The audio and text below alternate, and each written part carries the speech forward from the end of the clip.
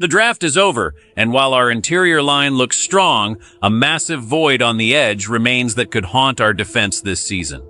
We simply cannot afford to enter the summer with such a glaring weakness, especially with the high-powered offenses in our division waiting to strike. This is the moment where championships are quietly won or lost inside the front office.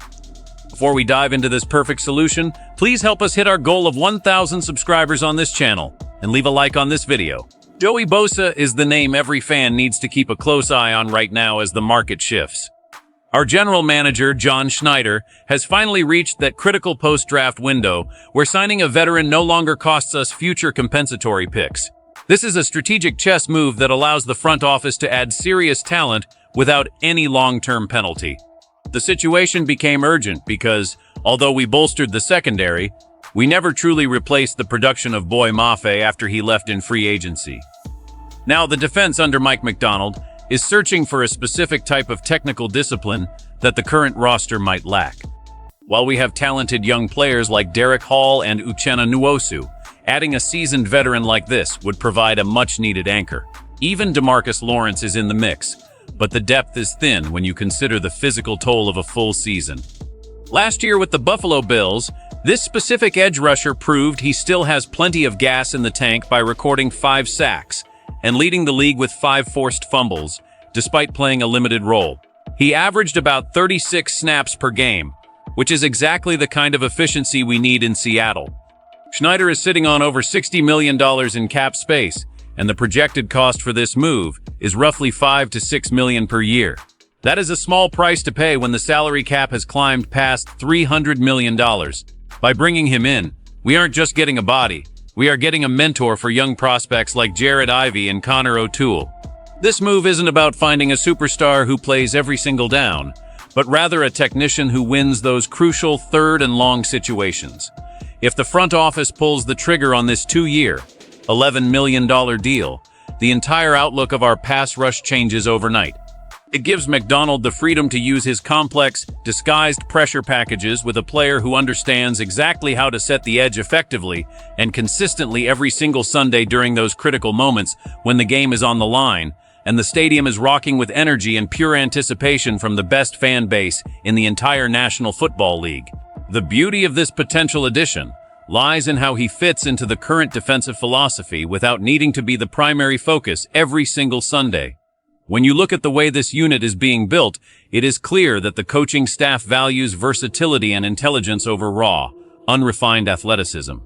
This veteran has spent years perfecting the art of the pass rush, using a level of technical skill that younger players often take seasons to develop.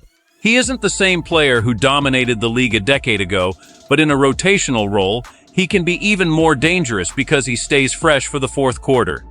Imagine a scenario where the opposing quarterback is already tired from dealing with our interior pressure, only to see this disciplined technician lining up across from them on a deciding drive. It changes the math for every offensive coordinator in the NFC West. They can no longer just double-team one side or focus on our interior rushers because they know this man will punish any one-on-one matchup. His presence also acts as a safety net for the younger guys on the depth chart who are still learning the nuances of the professional game. In the NFL, the difference between a sack and a completed pass is often just a matter of inches and timing, things that only come with years of experience at the highest level. By adding someone with his pedigree, the locker room gains a teacher who can show the next generation how to study film and break down an opponent's weaknesses. It is about raising the floor of the entire defense to ensure there are no easy paths for rival quarterbacks. The history of this franchise shows that we are at our best when we have a deep, relentless rotation of pass rushers who can rotate in and out without a drop in quality. This move would solidify that rotation and give our head coach the tools he needs to keep opposing offenses guessing from the first whistle to the very last play of the afternoon, when the crowd is screaming at the top of their lungs for one final stop to secure another massive victory for the city of Seattle and the entire Pacific Northwest community today. Focusing on the direct consequences for the season ahead, this decision could be the deciding factor in whether we can actually stop the elite offenses in our division. If we go into the year with the current group, we are one injury away from having a massive problem on the defensive line. We have seen it happen before where a lack of depth leads to tired legs in December, and that is exactly what we want to avoid.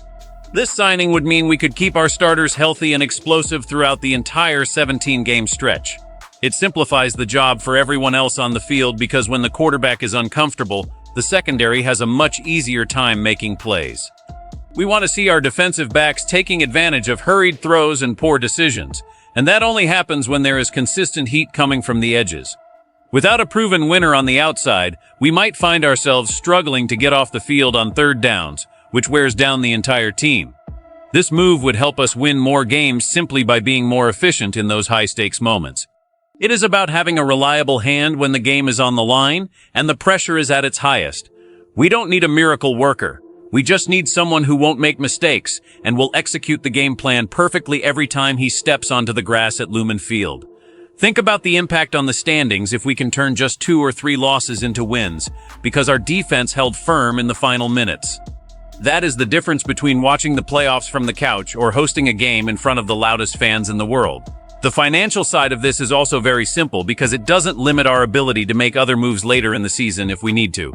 It is a smart, calculated gamble on a player who knows what it takes to win at this level. We are essentially buying insurance for our defense right now. Let's look at the 2 very different paths this could take for our beloved team as we head into the summer months.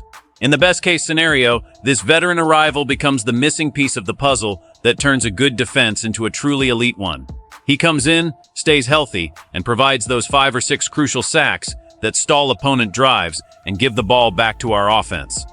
He becomes a leader in the room, helping the younger players develop their skills much faster than they would on their own. The rotation stays fresh, the pressure is constant, and we become the nightmare that every quarterback in the league fears to face. We could see a resurgence in the overall sack numbers for the entire team because everyone is benefiting from the space he creates on the edge. However, we must also consider the other side of the coin where things don't go as planned. If this move fails, we might be looking at a situation where age finally catches up with him or injuries keep him off the field when we need him most. If that happens, we are right back where we started, searching for answers on the edge while the season slips away. The risk is that we spend cap space on a name rather than a producer, leaving us vulnerable if the young players don't take the leap we expect. But even in that worst-case scenario, the financial hit is so small that it wouldn't ruin our future plans or prevent us from building the roster in other areas. The real danger is doing nothing and hoping that what we have is enough to beat the best in the West. We have seen teams stand pat before and regret it when they realize they are just one playmaker short of being a contender. The tension is high because every decision John Schneider makes right now will be magnified once the real games begin. We are at a crossroads where one signature could be the spark that ignites a championship run. At the end of the day, the choice for the front office is clear if they want to solidify this defense before training camp begins. We have the money, we have the roster spot, and we have a veteran player who is a perfect fit for what Mike Macdonald is trying to build. This isn't just about adding depth. It's about adding a professional who knows how to win the tough battles in the trenches. If we want to stand toe-to-toe with the giants of the NFC, we need every advantage we can get. I want to hear from you, the heart of the 12s. Be honest with me, do you think signing a 30-year-old veteran is the right move, or should we just trust our young guys to step up and fill the void? Your opinion is what matters most in this community. While you're down there sharing your thoughts, please remember to subscribe to the channel as we try to reach our goal of 1,000 subscribers. Your support helps us keep bringing you the best inside coverage of our team. Don't forget to like this video.